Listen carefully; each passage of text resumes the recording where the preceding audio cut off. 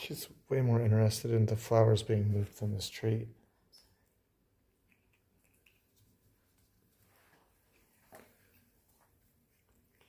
So good, Whisper. She didn't even use her paws that time to get me.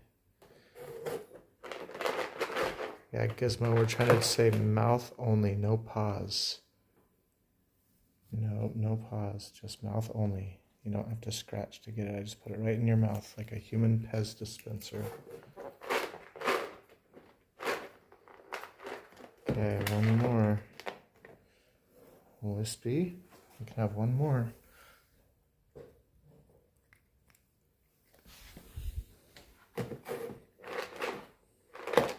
I could be happy with a box of treats and a cat and a camera for the rest of my life because these close-ups are so funny looking to me.